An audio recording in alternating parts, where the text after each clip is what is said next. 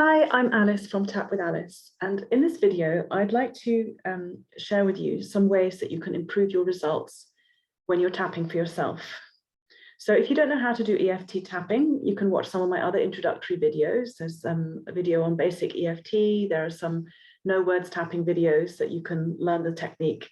So this is for you if you know how to tap and you're getting a bit stuck.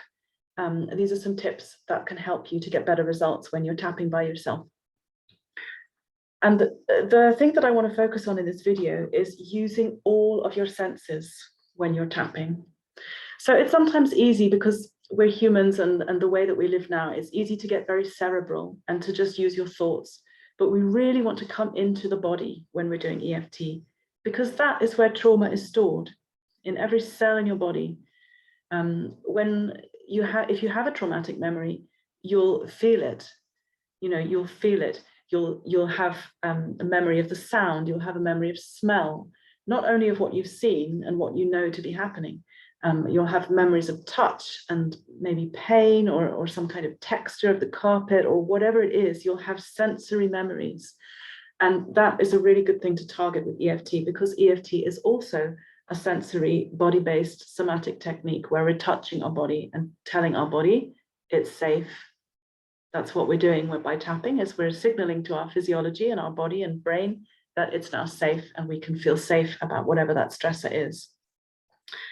So how do we do that? Well, one way is to say it out loud when you're tapping. It might sound really funny at first. It might seem really weird to be talking to yourself and tapping, sitting by yourself in your house, tapping away and saying, oh, even though I feel this, I deeply and completely love and accept myself, out loud. But just try it and see, because there's a power in hearing it. When you actually hear your own voice saying those words, it makes it more powerful. It makes it more effective. And also, it helps you keep on track. It's easy to, if you're saying it in your mind, it's easy to get off track and let your mind wander, and it may not be that effective. But it will keep you really focused if you can say the words out loud when you tap. So that's one thing. Another thing, like I mentioned, is going into the sensory aspects of your memories.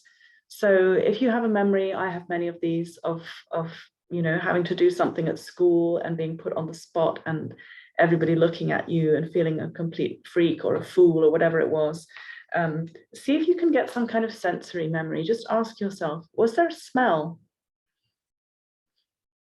Was there a smell? Maybe it was a chalky smell in the classroom or paint or something. I mean, don't force it. If there isn't one, there isn't one. We're just checking. So think of the smell.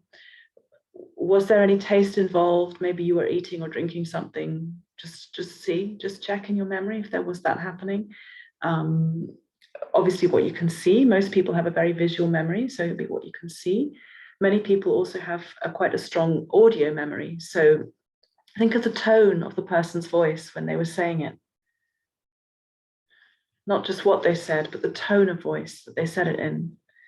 And anything tactile from the kinesthetic sensory aspect, anything tactile. So you might be feeling the clothes that you were wearing or somebody's hand that you were holding. How did that feel? And also temperature is involved in that, heat and cold. So if you're getting a bit stuck with tapping on a memory, just see if there are any aspects that you've missed with the sensory aspects. Maybe you've only been focusing on what you could see. Just have a check.